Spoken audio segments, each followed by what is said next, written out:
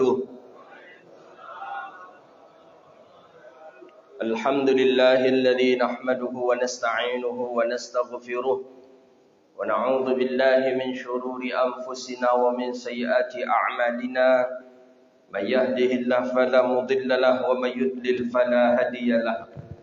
أشهد أن لا إله إلا الله وحده لا شريك له وأشهد أن سيدنا ونبينا محمدا عبده ورسوله وصفيه من خلقه وحبيبه.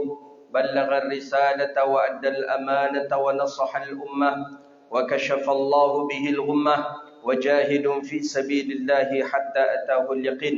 صلوات ربي وسلامه عليك يا سيدي يا رسول الله. اللهم صل على سيدنا محمد الفاتح لما أغلق والخاتم لما سبق الناصر الحق بالحق والهادي إلى صراطك المستقيم.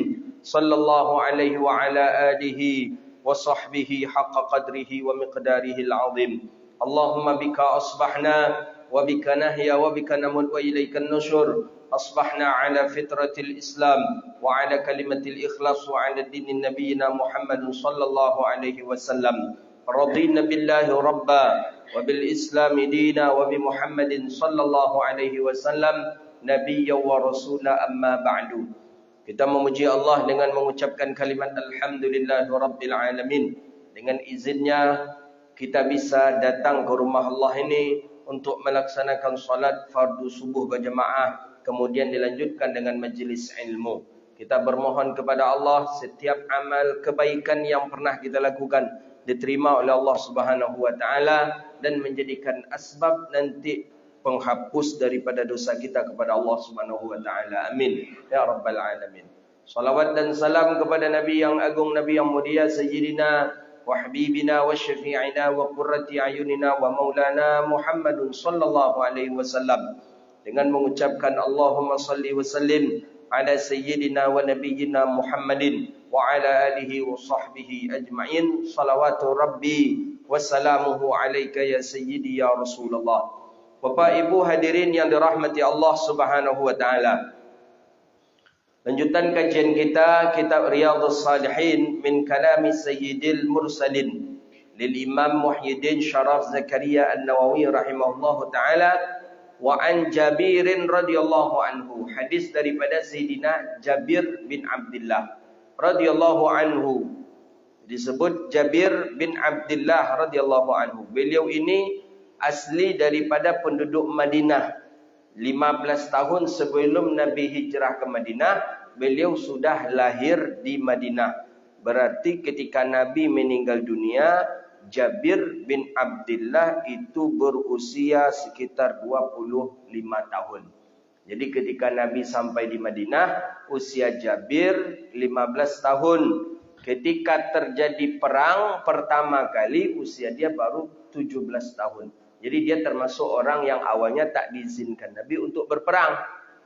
Jadi ketika dia ingin perang, kata Rasulullah, minta izinlah kepada ayahmu, kata Rasulullah. Ayahku tak mengizinkan ya Rasulullah. Jadi apa yang diizinkan ayahmu apa? Engkau cukup menjaga saudari perempuanmu di rumah. Jadi dia punya 9 orang saudari perempuan. Menjaga 9 orang saudari perempuan di rumah itu lebih mulia daripada perang. Kata ayahnya kepada Jabir. Alhasil Jabir mengadu ke Rasulullah. Kata baginda Nabi, iya itu juga jihad. Jadi keinginan anak-anak muda di zaman Rasulullah untuk jihad, untuk perang, itu Masya Allah tinggi sekali. Justru dia protes kalau dia tak diikutkan perang. Dia sudah memikirkan bagaimana Islam ke depannya. Berbeda dengan anak-anak kita hari ini. Anak kita di usia 17 tahun hari ini masih sibuk dengan gamenya, masih sibuk dengan dunianya. Tapi sahabat Nabi SAW di usia 17 tahun itu sudah memikirkan bagaimana berkembangnya Islam ke depannya. Itu mulia daripada sahabat Nabi Sayyidina Jabir bin Abdullah. Banyak mukjizat Nabi beliau, termasuk 3 orang daripada tokoh periwayat hadis. Pertama itu Abi Hurairah, kemudian Abdullah bin Umar, kemudian Jabir bin Abdullah, kemudian Sayyidina Anas bin Malik, kemudian Sayyidah Aisyah. Ini 5 perawi hadis terbanyak. 5 perawi hadis terbanyak, lebih daripada 2000 hadis yang ia dengar dari Rasulullah sallallahu alaihi wasallam. Abi Hurairah ada 4000 sampai 5000 hadis. Abdullah bin Umar macam tu juga. Kemudian Jabir bin Abdullah. Kemudian Sayyidina Anas bin Malik 3000. Sayyidah Aisyah di atas 3000. Maka 5 periwayat hadis ini periwayat yang paling banyak mendengarkan hadis dari Rasulullah sallallahu alaihi wasallam. Jadi Jabir bin Abdullah ini lahir di Madinah sampai wafat pun di Madinah. Jadi wafat di Madinah, lahir di Madinah. Madinah dulu dikenal dengan Yathrib. Yathrib ya karena kotornya, karena tak eloknya kota itu bernama Yathrib. Haram di mana-mana saja, kotoran di mana-mana, riba, syirik, banyak. Dirubahlah Yathrib dengan menjadi Madinatul Munawwarah. Madinah, kota yang bercahaya. Betul bercahaya. Ila yaumina haza, sampai hari ini. Madinah itu sangatlah bercahaya. Bercahaya. Kita baru saja turun dari bandara. Itu keinginan kita sudah banyak memandang ke ada cahaya yang sangat. Walaupun cahaya lampu mungkin dalam pandangan kita. Yang agak terang di sekelilingnya. Kita pastikan itu adalah sekitar Masjid Nabawi. Memang Madinah dulu tu kecil. Kata masyaikh, saya pernah mendengar dulu, Madinah itu mungkin kalau hari ini ala sur, kata. Sur itu pagar. Jadi yang di pagar Masjid Nabawi hari ini, kan ada di pagar tu pintu 34, pintu berapa lagi itu. Itu itulah yang Madinah dulu itu. Sampai di situ cuman perkampungan Madinah dulu itu. Yahudi tinggal di dalamnya, kaum muslimin tinggal di dalamnya. Hari inilah mulai dibuka-buka sehingga banyak orang yang tinggal di Madinah. Dan bahkan orang-orang Arab, kalau mereka tiap tahun tu tidak ke Madinah, mereka agak lain rasanya. Pokoknya dalam tiap tahun itu, rihlah mereka, perjalanan mereka itu ke Madinah, kalau tidak ke Makkah, kalau tidak ke Taif. Biasanya ke Makkah mereka pas hari-hari libur. Di hari-hari libur mereka berangkat ke kota Makkah. Tapi pas di hari yang lain mereka balik lagi ke Riyadh. Riyadh ya tempat mereka bekerja. Ya Riyadh macam Jakarta kita lah. Jadi jangan heran pula di Riyadh ada ada diskotik, ada apa gitu ya. Riyadh tu macam kota besar, macam Jakarta. Tapi kalau di Makkah dan Madinah, insya-Allah masih Allah jaga. Tidak ada. Jadi jangan sampai kita terbawa isu yang tak bagus pula. Di Makkah sudah ada karaoke, sudah ada diskotik apa enggak. Makkah, Madinah Allah jaga. Ya, tapi kalau mulai dari ke Jeddahnya mungkin, ke Riyadhnya, tu sudah kota-kota besar, jadi jangan kita heran. Di sama je Arab ke Jawanya, sama manusia aja. Manusia yuhibbus syahwat. Manusia itu mencintai syahwat. Sama dengan kita. Jangan kita. Maka mereka buat konser. Ya, tapi jangan dianggap konser itu di Makkah. Tidak. Kita jangan sampai melecehkan Makkah pula kita. Konser itu bukan di Makkah. Konser itu di luar daripada tanah haram. Ya, kebijakan daripada pemerintah mereka lah. Itu salah satu penyebab karena mereka terlampau dikekang. Jadi aturan negara itu kalau terlampau dikekang, ya, masyarakat pun kadang juga agak gimana, bosan atau macam mana. Di Saudi dulu tak boleh perempuan mengendarai mobil, kendaraan tak boleh. Dulu, saya masih ingat dulu itu tak ada. Tak ada kita tengok perempuan yang mengendarai mobil. Hari ini perempuan sudah diizinkan mengendarai mobil di Saudi. Di Saudi sudah diizinkan perempuan mengendarai mobil. Beda dengan Mesir. Mesir dari dulu memang perempuan sudah mengendarai mobil macam di Indonesia. Kadang sopir tramko kalau kami bilang. Seperti sopirnya kendaraan yang ke Pelalawan, ke Rahul itu. Spare ban. Spare ban apa? Trapel, kalau kami bilang spare ban itu. Yang putih itu. Itu tramko, kalau orang Arab bilang tramko. Kalau kami mesti tramko. Itu ada sopirnya perempuan. Baga dia perempuan. Ya kadang sambil nyetir tu merokok mereka. Jadi ya, sama seperti di kita, perempuan nyetir, merokok. Di Saudi dulu tu tak boleh. Perempuan tak boleh mengendarai mobil. Bahkan sudah dikeluarkan fatwa dulu oleh muftinya haram. Hari ini bagaimana? Dibolehkan oleh negaranya. Dibiarkan oleh negara yang karena hak daripada laki-laki dan perempuan untuk mendapatkan sebuah pekerjaan untuk melangsungkan kehidupannya itu sama, tak boleh dibedakan. Bagaimana laki-laki mencari harta dengan cara menyetir sopir boleh menerima gaji, seperti itu juga lah perempuan dengan menyetir boleh juga mereka menerima gaji. Itu yang difatwakan oleh Syekh Yusuf Al-Qardawi. Maka orang-orang Saudi, ulama-ulama salafi lah kebanyakan itu marah betul kepada Syekh Yusuf Qardawi. Karena Syekh Yusuf Qardawi ini agak wasi'. Pemikiran beliau luar biasa. Lapang. Ya walaupun dalam satu sisi beliau memang agak agak pergerakan begitu, tapi kalau dalam masalah fikih, usul fikih, apalagi dalam masalah zakat dan lain sebagainya, beliau agak lapang pemahaman beliau. Maka ada yang mengatakan karena beliau itu mazhabnya Hanafi. Apalagi perempuan tak boleh bekerja, tak boleh. Di Saudi perempuan tak boleh bekerja.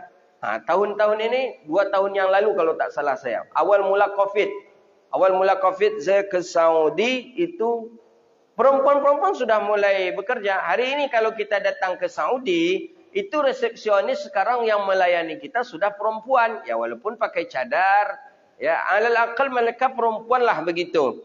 Dia yang melayani kita. Mau kamar berapa, nomor berapa, ya nak charter yang nak pakai kamar yang mana, nak deluxe kah, nak VIP kah, nak biasa kah, itu sudah perempuan. Dulu laki-laki semua kita tengok, sekarang sudah perempuan. Makanya itulah kata anak raja, kita akan mengembalikan Arab yang lama, Arab yang sesungguhnya, peradaban Arab itu. Jadi peradaban Arab itu kalau nak dia kembalikan memang dah habislah masa-masanya Wahabi itu. Jadi memang kalau sekarang kita lihat Islam lahir di Arab, itu yang tertinggal hari ini cuma 2 saja. Ka'batullah Syarifah dengan makam Nabi. Itu saja yang tertinggal. Tidak ada lagi. Rumah Nabi di Madinah mana, rumah sahabat Sayyidina Utsman mana, rumahnya Abu Bakar mana, rumah tempat Nabi menginap pertama kali, rumahnya sahabat Nabi yang bernama Aba Ayyub Al-Ansari mana, habis. Dulu itu dijaga, Pak. Dulu dijaga. Bahkan kata para masyaikh kami, tahun-tahun 40-an, 50-an kalau ke Makkah, masih berjumpa kita tempat-tempat bersejarah itu. Nah, ni rumah Aba Ayyub Al-Ansari, di sinilah Nabi pertama kali dulu datang. Di sinilah Nabi menginap pertama kali di Madinah. Inilah perbatasan Madinah dulu, awal pintu masuk Madinah. Di sinilah Nabi disambut oleh anak-anak dengan orang-orang dewasa, orang-orang penduduk Madinah. Dulu tahu kita. Dan bahkan sampai tahun 70-an, kalau tak salah tahun 70-an, ada mengatakan tahun 70-an. Itu di Ma'la itu, Ma'la itu tempat pemakamannya isteri Rasulullah Sayyidatuna Khadijah. Sayyidatuna Khadijah itu masih dibuat gubahnya itu. Masih ada gubahnya. Seperti gubah daripada makamnya Rasulullah sallallahu alaihi wasallam. Lahir Wahabi didatarkan, dihancurkan karena seolah-olah mengkhususkan kuburan, kata dia. Padahal bukan, karena ingin memberitahu kepada orang ramai itu makam istri Rasulullah SAW. Sekarang didatarkan.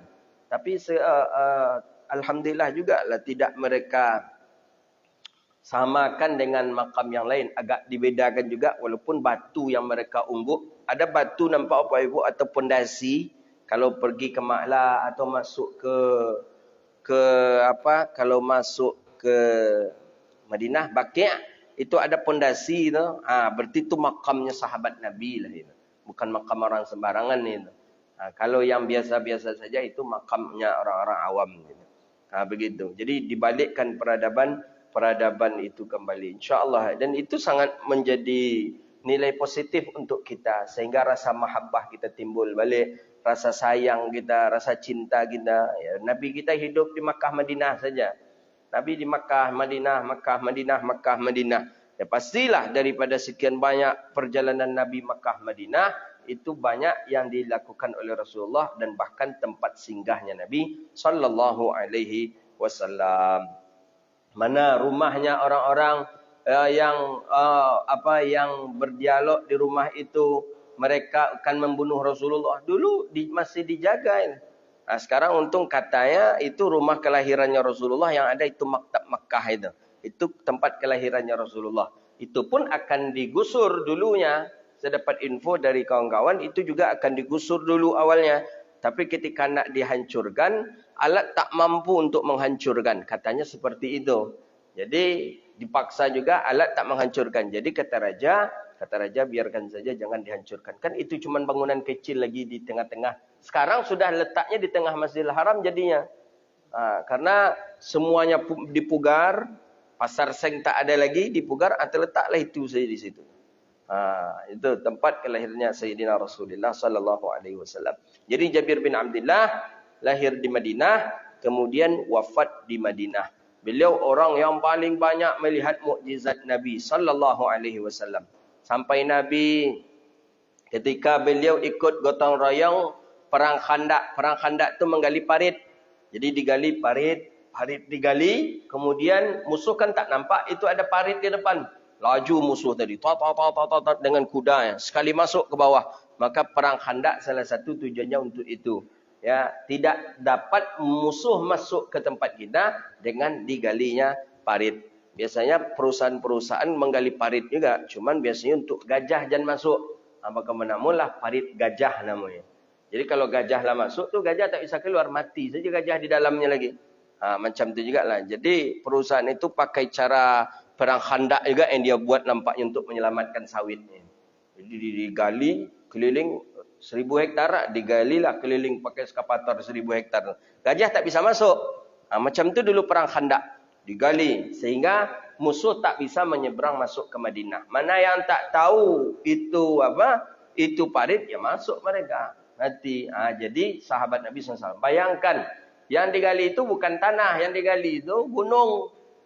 Gunung batu, ya Allah ya Karim. Gunung batu. Itulah yang digali itu. Berapa hendaknya kekuatannya para sahabat, berapa hendaknya kesabarannya para sahabat. Termasuk yang menggali itu juga ada Rasulullah sallallahu alaihi wasallam. Jadi Nabi ketika itu pas sudah lama tak makan. Nabi pernah makan, tak makan 2 hari, 3 hari pernah Nabi tak makan. Itu disebutkan dalam riwayat hadis. Wa wada'al hajara, dalam rawi berjanji ada itu. Wa wada'al hajara minal ju'i wa qad utiya mafatihal khaza'inil ardiyyah. Wa wada'al hajara minal ju'i wa qad utiya mafatihal khaza'inil ardiyyah. Nabi ketika Nabi lapar, Nabi ikatkan batu di perut Nabi. Perut Nabi batu, itu tanda Nabi lapar. Kalau ada benjolan di perut Rasulullah, itu tanda Nabi lapar. Tanda Nabi sudah tidak makan beberapa hari, 2 hari, sudah 3 hari. Jabir bin Abdullah tahu. Yang memang yang akan dimakan itu tak ada. Yang akan dimakan itu yang tak ada. Itu maka Rasulullah SAW menahan.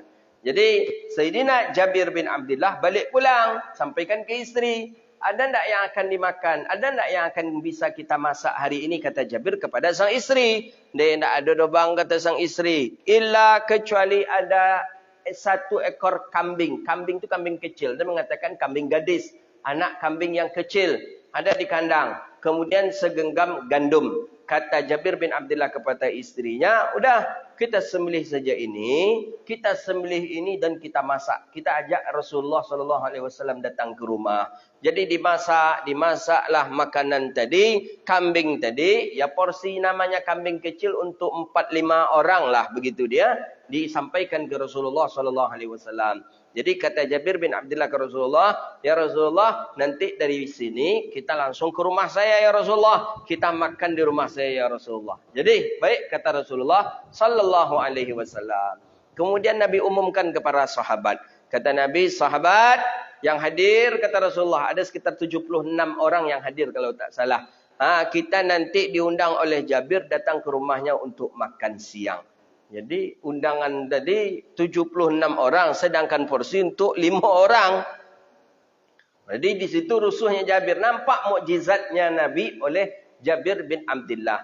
Jadi kata Nabi, jadi risau kata Rasulullah. Biarkan saja tungku tadi, biarkan saja periuk tadi di atas tungkunya jangan diangkat. Jadi Nabi sampai Nabi kacau macam tu. Kemudian kata Nabi, waqsim lahum, bagikan kepada mereka. Dalam riwayat hadis, setiap yang mencicipi, setiap yang ikut makannya merasa kenyang keseluruhannya. Itu mukjizat Nabi SAW.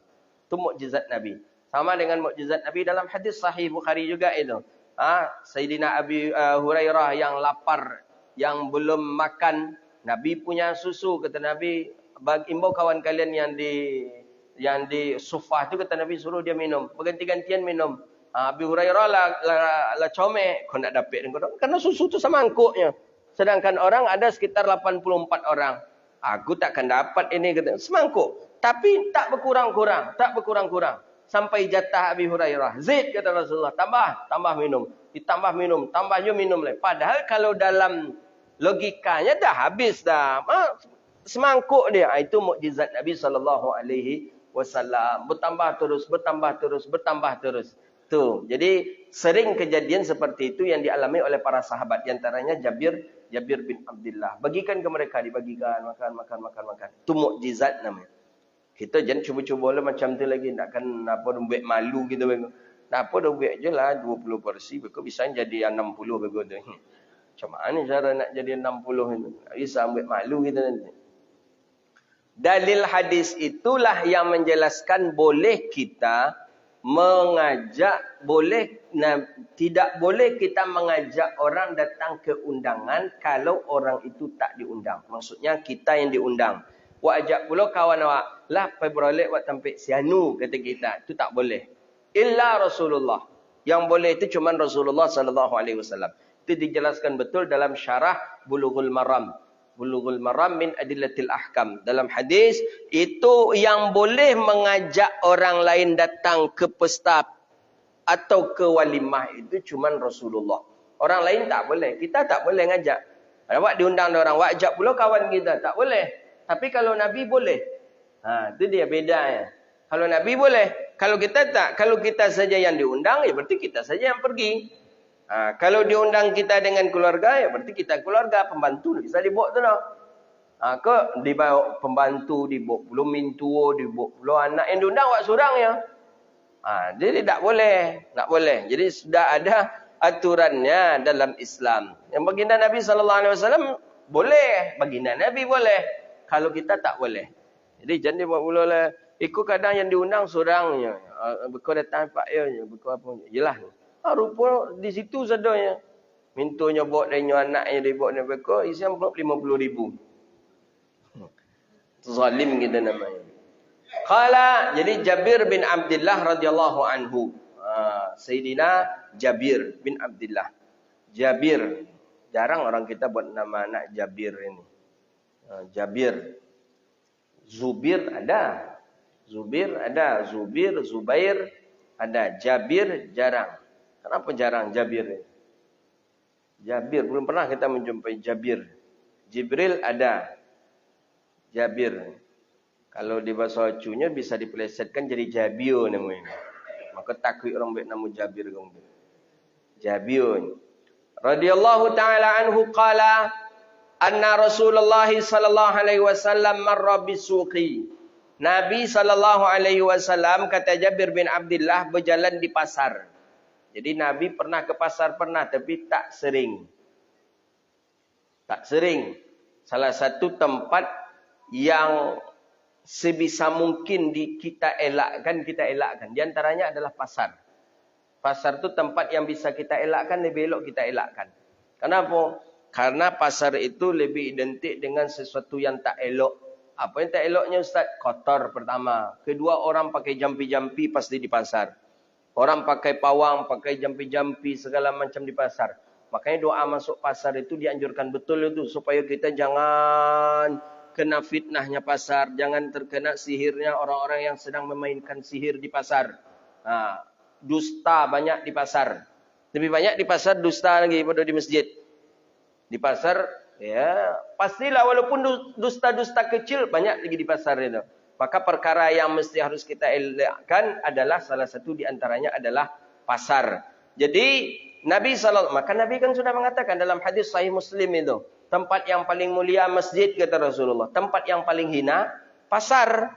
Pasar. Ya ini mengelakkan pasar maksudnya di sini bukan bagi pedagang. Kalau bagi pedagang mengelakkan pasar, mau apa pula ndak mengalihnya lah. Di situ mencari hidup dia. Ini bagi orang yang tidak ada kepentingan. Kalaupun ada kepentingan kecil, tak usah juga baru. Tapi kalau memang kebutuhan hajat, tidak apa-apa. Ya, membeli sesuatu untuk kebutuhan hidup, ya pergilah. Tidak apa-apa. Mara bisauqin. Nabi berjalan di pasar. Wan nasu kanafaihi. Manusia kiri kanan Rasulullah. Jadi dari dulu lagi sifat pasar itu punya, apa namanya itu? Los, punya apa ya? Punya los ya. Kiri kanan itu orang berdagang. Kiri kanan berdagang. Pasar di Madinah seperti itu dulu. Pasar di Madinah seperti itu. Kiri kanan pedagang. Kiri pedagang, kanan pedagang. Ya macam pasar kita hari inilah. Macam itu dulu di Madinah pasar-pasar di zaman Rasulullah SAW. Kadang sama berhadap-hadapan. Ini menjual pakaian, yang di depan ini juga menjual pakaian. Berhadap-hadapan dia. Maka kalau kita tidak bisa tawakal, kita kuat, tak usah jadi seorang pedagang. Kenapa? Cemburu nanti. Iri hati nanti. Karena dagangan kita sama. Bentuknya sama. Dan bahkan pemberi modalnya pun sama. Termasuknya sama. Iko nan jadi Cino, kok Cino aja baru pemodalnya. Sama-sama. Tapi ternyata Cino tadi lebih suka kepada Iko. Karena kalau lebih laju, habis, datang minjam lagi, habis, datang lagi, habis, datang lagi. Habis. Yang ini tidak. Kalau tawakal kita tak kuat, tak usah kita jadi pedagang. Banyak dosa kita nanti. Ya mungkin dengan cemburunya, mungkin dengan tak sukanya kita, akhirnya kita jelek-jelekkan orang yang pedagang yang berdagang di depan kita. Dagangannya sama. Itulah kata Said Jawis. Saya punya guru namanya Profesor Dr. Said Jawis, muhaddis, ahli hadis, guru besar hadis di Al-Azhar, baru meninggal dunia. Murid kesayangannya Syekh Yasin Al-Padani. Nama beliau Dr. Said Jawis, Profesor Dr. Said Jawis. Jadi beliau bercerita, beliau menampakkan langsung ada pedagang yang berhadap-hadapan kedainya tadi. Yang dijual sama, ini sama jualannya dengan yang ini, sama kedai ini. Jadi beliau belanja ke pedagang nih, ke kedai ini, ditolak oleh orang kedai ini. Jadi kata orang kedai ini, Tuan Guru, Tuan Syekh, kalau boleh jangan belanja kepada saya. Barang yang Tuan Guru beli itu, barang yang Tuan Guru cari itu juga ada di kedai orang yang di depan tu. Ya udah, kamu saja, kata Tuan Syekh. Enggak, saya jangan lagi. Bukan saya menolak rezeki, jangan. Kenapa? Saya melihat dari tadi kami buka, sama-sama kami buka, itu warung orang itu belum ada yang berjual beli. Maksudnya belum ada datang pembeli yang membeli dagangannya. Sedangkan aku dari pagi tadi sudah ramai, sudah banyak. Jadi kata dia, beli sajalah ke sana Tuan Guru. Barangnya sama, kualitasnya sama, harganya sama. Lebih elok Tuan Guru beli di sana, membagi rezeki kepada orang di sana. Itu kata beliau, masih ada di Mesir yang seperti itu. Beliau bercerita. Di kita ada tak di Indonesia yang model itu? Kalau ada tu yo serugo apa tadi tu. Ibu tadi tu. Ada nanti kita, mohon maaf. Barang yang ibu cari itu lah ikutnya barang tu. Ikutnya barang tu harga. Tapi mohon maaf kami nak menjual. Tak kena ada di Indonesia ada. Cak ibu beli di situ lebo ikut. Tak ada. Tak ada. Masih ada yang seperti tadi di Mesir kata Dr. Said Jawis. Jadi jangan menanya situ lah siko je lah kata. Jangan situ tu barangnya tak ancak tu doh. Kan tu di Indonesia tu. Tak ancak tu doh. Bekonya kan kicuh beko tu kata. Nya lain tapi mambiknya juga kami tu kata. Pada cik je orang mantau ke situ ni. Itu sifat yang seperti itu. Jadi marra bisuqin. Nabi berjalan di pasar. Dulu pasar Madinah lebih banyak yang mengisinya Yahudi. Itu diabadikan dalam sejarah. Yahudi itu memang dari dulu pintar berjual beli. Yahudi. Tapi kepintaran Yahudi berjual beli kalah oleh kepintaran pedagang Makkah yang hijrah ke Madinah. Hilang kehebatan Yahudi tadi. Sehingga Yahudi adalah yang menjual lapaknya. Yang punya lapak 5, tinggal 1. Bukan dihadiahkan Yahudi. Karena kecerdasan daripada umat Islam ini. Umat Islam berdagang. Ditiru cara Yahudi. Yahudi berdagang. Murah sekali dikasihnya. Orang Islam ni berdagang. Ya kalau ada piti ambil lah. Kalau enggak, ya bawa je lah. Tak apa dah hutang dulu. Itu cara Islam juga dulu seperti itu.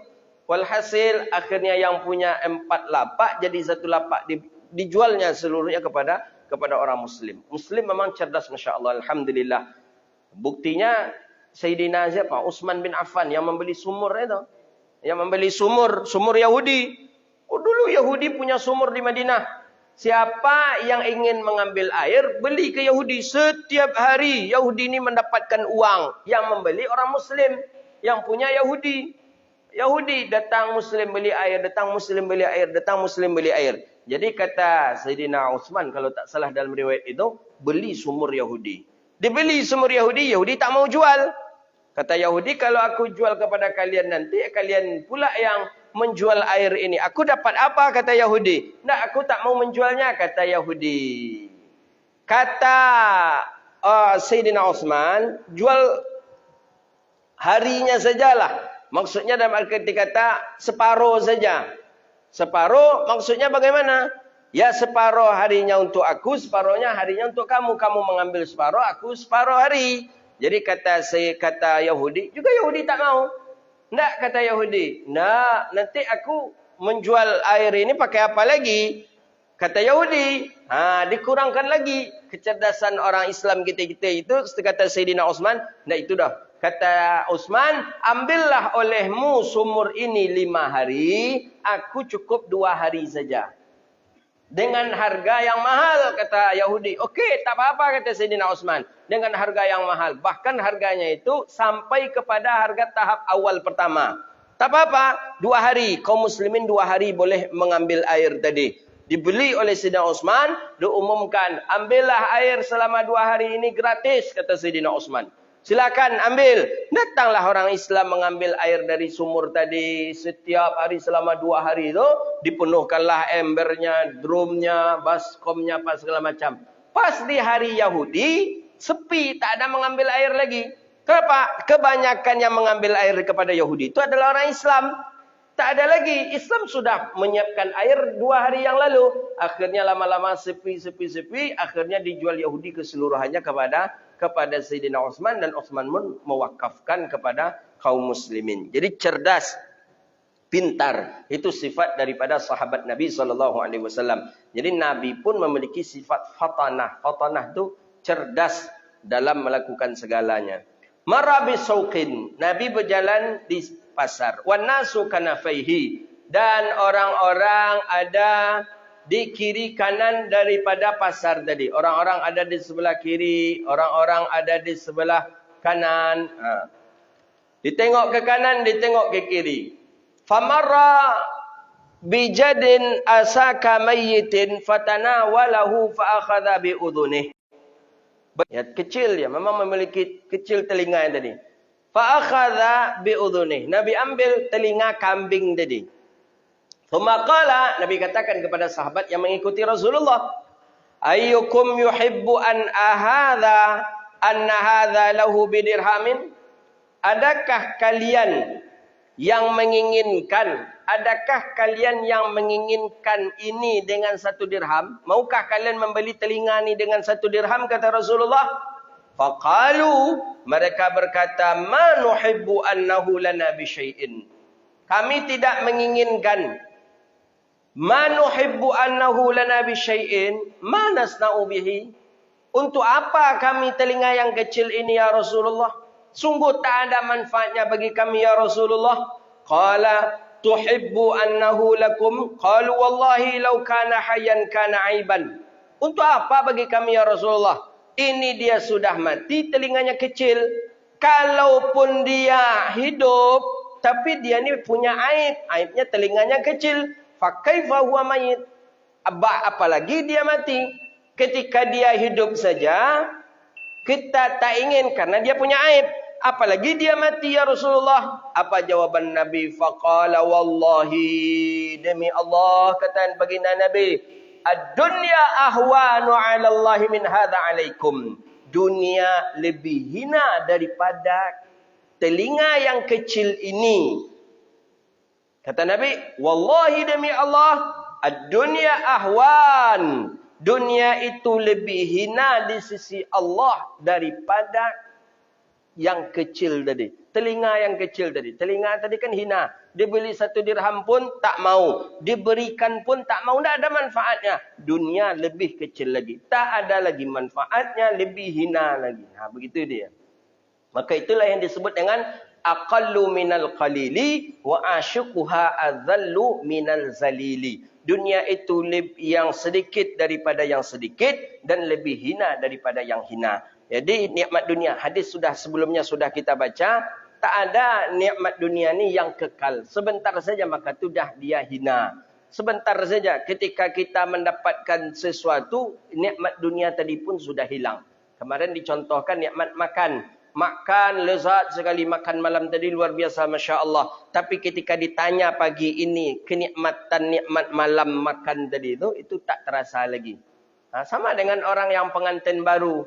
Nikmat awalnya malam pertama. Lah pagi hari cuba tanya, terasa tak nikmat malam pertama tu ketika pagi? Tak. Hilang dia. Itu nikmat dunia. Jadi dunia ni tak usahlah kita kejar kali. Begitu maksudnya hadis ini. Ya tak usahlah kita begitu tergiur. Karena dia adalah nikmat yang sementara. Bukan berarti kita dilarang oleh Nabi untuk kaya. Tak. Kan ada bab zuhud itu. Kita dapat warisan 2 triliun. Datang kawan. Kecik kawan, aku niu dunia atau niu zuhud. Kecik kita dia niu zuhud. Kalau niu zuhud, aku jangan ambil 2 triliun, 2T atau 2M lah. 2T terlampau banyak. 2M lah. Kita dapat warisan 2M. Bagi-bagi waris keluarga, ayah kita, mak kita. Dapat kita warisan 2M. Jadi datang kawan, Ustaz niu dunia atau niu zuhud? Kata kita, ambil niu zuhud. Kalau niu zuhud, jangan Ustaz ambil Ustaz. Oh, tak macam tu. Tak. Ambil, keluarkan zakatnya. Itulah termasuk zuhud kita. Ambil, pinjamkan kepada orang yang membutuhkannya. Itulah zuhud kita. Ambil, berikan, infakkan pembangunan masjid, pondok pesantren. Itulah zuhud namanya itu. Bukan berarti zuhud itu tidak boleh kita memiliki materi yang banyak. Bukan. Silahkan. Tapi jangan sampai kita memasukkan dia ke dalam hati. Itu inti zuhud. Punya mobil mewah, silahkan. Kita mampu kok. Gaji setiap bulan mungkin 500 juta. Setiap bulan keuntungan jual beli 500 juta. Kemana pakai mobil Avanza? Fitnah tak? Fitnah. Mak apa tu lainnya? 2 saja kemungkinan orang. Bisa jadi apa tu panciki, bisa jadi piti nak inyo mogang lah. Jadi kata orang menengok, Pak Azab dapat dudukan kayo lah. Tapi piti nak inyo mogang lah. Siapa mogang? Bininya. Maka tu Avanza tu boleh di bininya. Datang satu lagi. Panciki lah Pak tu. Jadi fitnah muncul gara-gara dia. Makanya boleh. Tak apa-apa. Kita menampakkan kan di dalam hadis Nabi SAW mengatakan itu. Allah senang kepada orang yang diberi dia nikmat oleh Allah. Kemudian ia nampakkan nikmat itu. Kita Allah beri harta. Kita punya tanah. Rupa tanah kita tu dilewati oleh tol. Dibayar ganti untung. Ganti untung tu nak ganti rugi tol tu nampak itu tu. Ganti untung. Tanah dulu dibeli cuma dengan harga 1 hektar 200 juta. Diganti 1,4 M. Ganti untung, ganti rugi tu. Ganti untung. Tak ada istilah ganti rugi nampaknya. 1,4 M.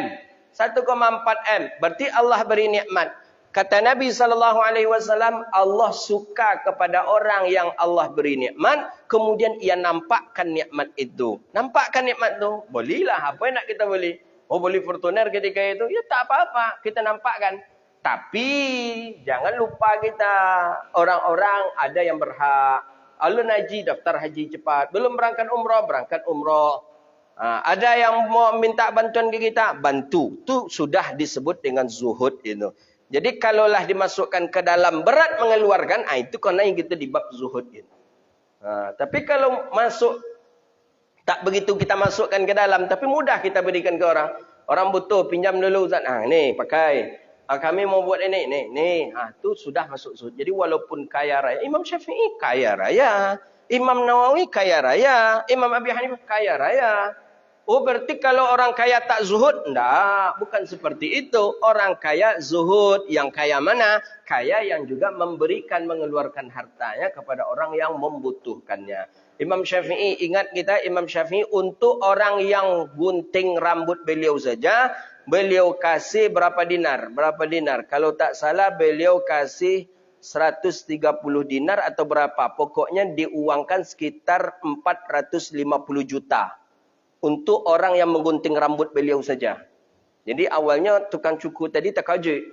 Jadi ketika antri, Imam Syafi'i ikut antrian.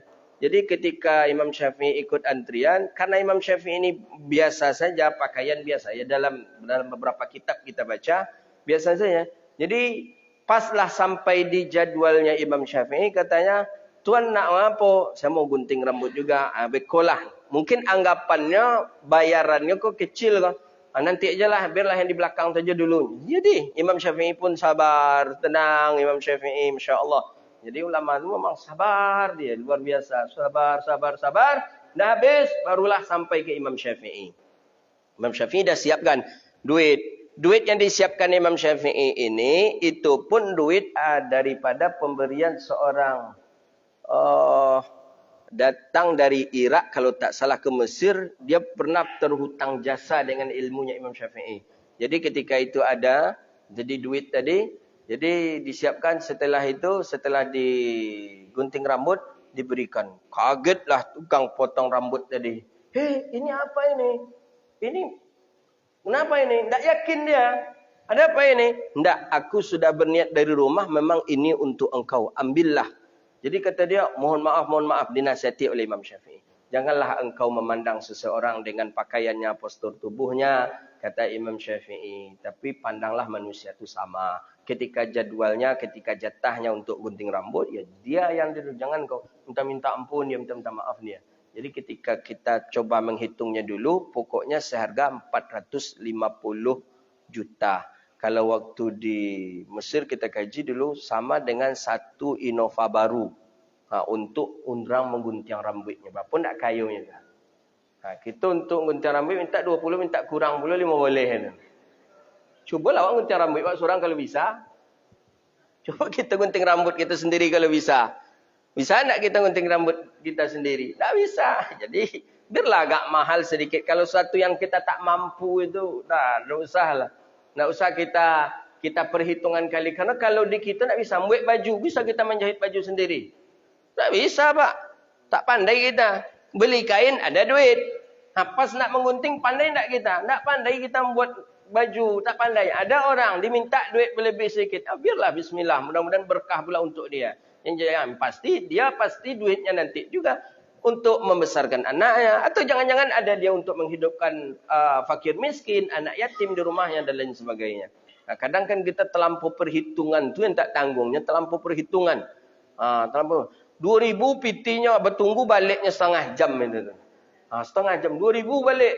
Jadi 2000 ni kami tak ada, kami tukar. Ke mana tukar? Ke bawah, kedai ada di bawah, orang jual minuman ke apa di bawah. Yalah kami tunggu di sini. Lah setengah jam menunggu piti 2000 aja lah. Bismillah aja lah, pakailah di kalian, kena infakkan di kalian. Dah selesai gitu. Tak je kayu lah duit 2000 tu. Kayu Ustaz kalau dikumpulkan banyak-banyak. Ya, cuman kan janganlah sampai seperti itu, betul perhitungan kita.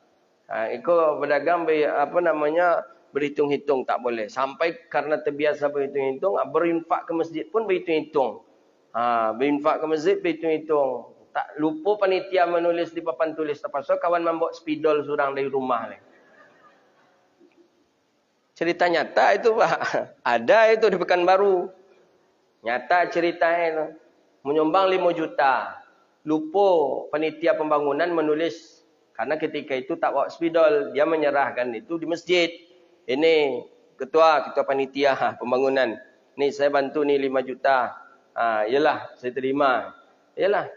Di masjid, spidol tak terbawa oleh ketua panitia ni. Pulang. Dia berinfak di hari Rabu. Kamis ditengok belum juga ditulis. Ni Jumaat biasanya menulis biasanya Jumaat itu. Belum sampai Jumaat lagi, Rabu ditengoknya, Kamis ditengok yang belum ditulis. Subuh pagi tu dia bawa spidol. Dibawa spidol langsung ditulis nama dia, ditulis nominalnya. Jadi ketahuan itu ketika pengurus agak berbeza tulisannya. Jadi kata kita panitia ke bendahara, "Angku nulis." Tak ada ketua, mungkin ketua langsung ketua pengurus. Jadi kata ketua, tak lama dah. Jadi siapa di antara kita ke? Tak ada yang tahu dah. Tengoklah CCTV. Nampak di CCTV apa dari membawa spidol dari tulis orang ni. Di Pekanbaru kejadiannya itu. Tu memang orang-orang yang, ya karena perhitungan tadi itulah mungkin Mungkin ya mungkin juga niatnya jangan salah uang ini gitu. Tapi kan kita tengok pula lah dulu. Sebulan tak nampak, 2 bulan tak nampak. Itu kalau curiga kita tak apa-apa. Tapi kalau sehari, 2 hari, 3 hari langsung curiga kepada panitia pembangunan, itu tak boleh itu. Fakaifa mayyitun. Jadi kata baginda Nabi, dunia seperti itulah hinanya, dan bahkan kata Rasulullah lebih hina daripada telinga kambing yang kecil ini. Jadi Nabi SAW ya melarang kita jangan begitu jangan sampai kita tergiur dengan dunia sehingga kita melupakan akhirat. Jangan. Tapi kalau kita meraih dunia kemudian juga kita mendapatkan akhirat, ya tidak apa-apa. Karena ada hadis nanti kata baginda Nabi, orang kaya adalah orang yang paling sedikit daripadanya pahalanya. Jadi apa maksudnya? Itu yang dimaksudkan adalah orang kaya yang ketika dia mendapatkan harta banyak tapi sedekahnya sedikit. Ada sedekah tapi sedikit. Ukuran kita sedekah, ada orang ukurannya sedekah 20.000 itu dah banyak itu. Karena pendapatan dia sedikit. Ada orang yang bersedekah setiap hari. Kemarin Buya Yahya ada cerita, ada seorang ibu yang setiap hari ke masjid mesti bawa uang 5.000. Dia ke masjid ada 3 waktu. Subuh 1, kemudian zuhur 1, maghrib 1. Jadi 5.000.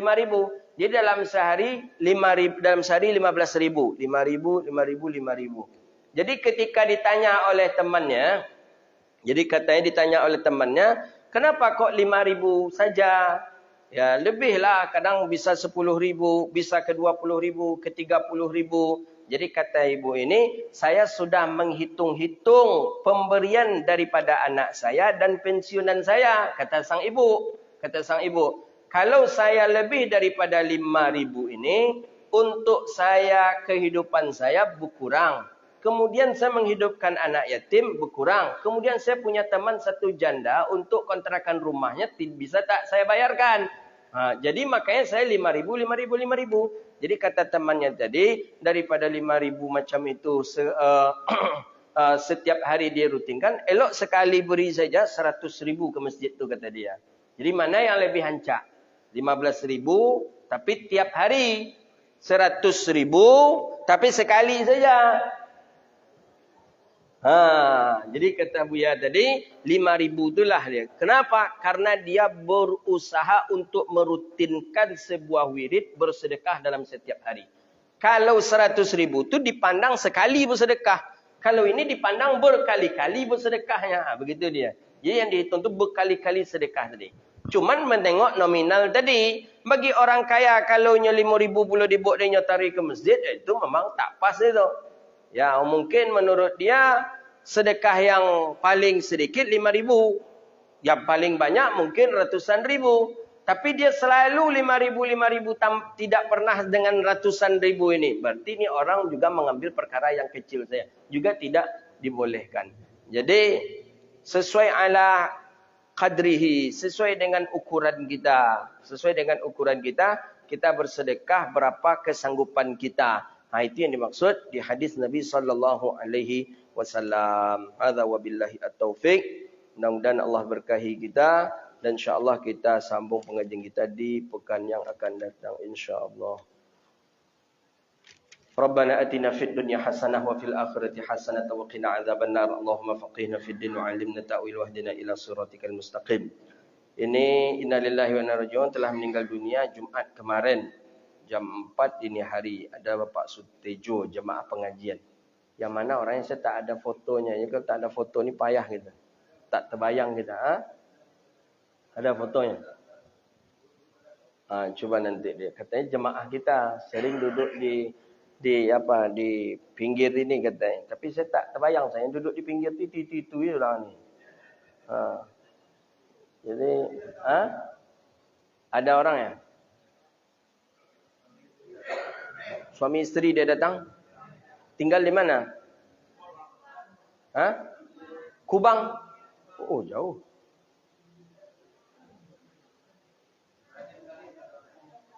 Ada jamaah kita yang sakit stroke berdua. Sering datang subuh. Stroke tak bisa lagi datang. Oh, Masya Allah, ya. Ini jam 4 Pak tahu Pak dekat Dayal. Tahu, ini termasuk jamaah yang ya rutin, boleh dikatakan rutin beliau ini. Jadi meninggalnya Jumat, sakit. Enggak. Beliau dan istrinya selalu ikut pengajian kita. Ini memang rutin ini. InsyaAllah ya Rabb. Mudah-mudahan Allah ampuni dosa beliau. Allah kumpulkan beliau dengan orang-orang saleh. Dan Allah masukkan beliau ke dalam surga. Allah ampuni dosanya. Allah lapangkan kuburnya. Dan Allah jadikan beliau bagian daripada kekasih-kekasih Allah subhanahu wa ta'ala. Hadiyatan lahu al-Fatihah. A'udzubillahi minasyaitonirrajim. Bismillahirrahmanirrahim. Alhamdulillahi rabbil alamin. Ar-Rahmanirrahim. Maliki yaumiddin. Iyyaka na'budu wa iyyaka nasta'in. Ihdinas siratal mustaqim. Siratal ladzina an'amta 'alaihim ghairil maghdubi 'alaihim waladdallin. Amin. Bismillahirrahmanirrahim. Alhamdulillahi rabbil alamin. Wassalatu wassalamu ala asyrafil mursalin wa ala alihi wa sahbihi ajma'in. Allahumma ighfir lahum warhamhum wa'afihim wa'fu 'anhum. Allahumma nawwir qabrahum. Allahumma nawwir qabrahum. Allahumma wasi' qabrahum ya rabbal alamin. اللهم أنزل رحمة ومغفرة وبركة علينا خاصة وعلى المسلمين عامة برحمتك يا أرحم الراحمين. ربنا آتنا في الدنيا حسنة وفي الآخرة حسنة وقنا عذاب النار. وصلى الله على سيدنا محمد وعلى آله وصحبه أجمعين. سبحان ربك رب العزة عما يصفون وسلام على المرسلين والحمد لله رب العالمين. Saya rasa pasti jemaah semuanya tahu itu kalau menengok foto. Familiar wajahnya. Rajin hadir di majelis kita rajin. Assalamualaikum warahmatullahi wabarakatuh.